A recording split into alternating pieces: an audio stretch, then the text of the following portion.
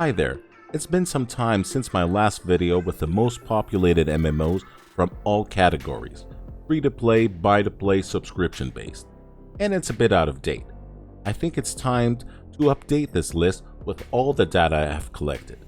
In this list, we won't have games that are in an alpha or a beta phase like Star Citizen, or games that have released their vanilla version like Arcade and Lineage 2. I'll be focusing on the retail versions of each game, so these are the 10 most populated MMOs in 2020 so far.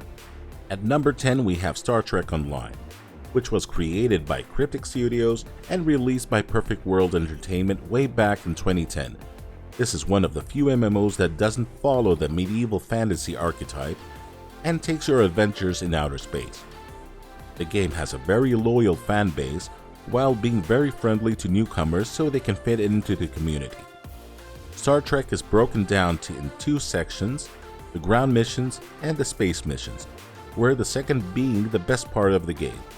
So if you want to explore the final frontier, this is the game for you. Next we have the other MMO that has a loyal fan base. We're talking about Star Wars: The Old Republic, which was released in 2012 by BioWare and published by EA.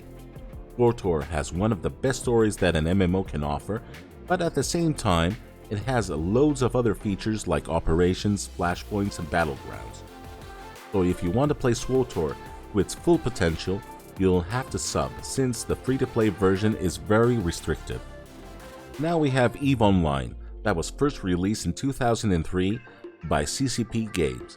This space-based MMO has been well known for its player-driven economy and where players can take part in numerous activities like mining, piracy, trading, exploration, and space combat.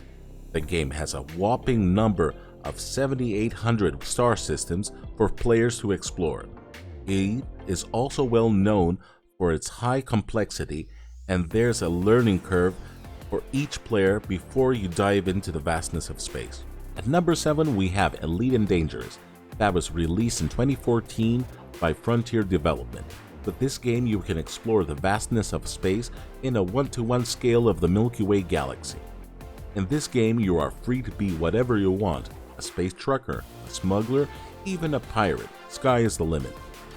If you want to try out the game, Elite is buy to play, so keep that in mind. Next on my list I have Guild Wars 2, that was developed by ArenaNet and published by NCSoft in 2012. Your adventures in Tyria has loads of activities like dungeons, raids, jumping puzzles, but the main attraction is its realm versus realm PvP. While the base game is free, if you want to play the latest content, you gotta buy the recent expansion. Its combat system is a hybrid tab-targeted system where it's very fast and responsive. At our number 5 spot we have Runescape, which is a sandbox MMO that has around 500,000 logins on a daily basis. RuneScape 3 was released in 2016 by Jagex. This game has loads of content, crafting, dungeons, raids, and PvP. If you have time in your hands, RuneScape won't disappoint you, because the content is so large, it might even overwhelm you. Jagex is constantly polishing the game, making the game better for its player base. Next we got Black Desert Online, that was released in 2014 by Pearl Abyss. BDO has one of the best action combat systems and the best character customization in an MMO period. This sandbox MMO is mostly focused on its PvP counterpart, with territory wars and siege battles. But if you want to excel in this game, you have to level up your life skills abilities as well. And don't forget, this game has sailing, which is the favorite aspect of this game for me. At number 3 we have Elder Scrolls Online, which was released in 2014 by ZeniMax Online Studio. This is one of the few games that was able to make a success story after a devastating release.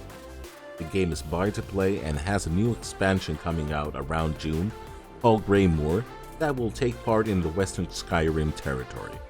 ESO has an action combat system and has loads of features like dungeons, public dungeons, trials, and PvP and Cyrodiil. For my first runner-up, I have a big surprise. As I said in the beginning of this video, I'm counting the populations on the retail versions and not on the legacy servers. And this is where World of Warcraft falls, since 40 to 50% of the active logins are from Classic WoW. So let's see if the new expansion Shadowlands will change the tide for Warcraft, since BFA seems to be unable to change these results for some time now. And the number 1 slot goes to Final Fantasy XIV. It's a slim victory, but still a win.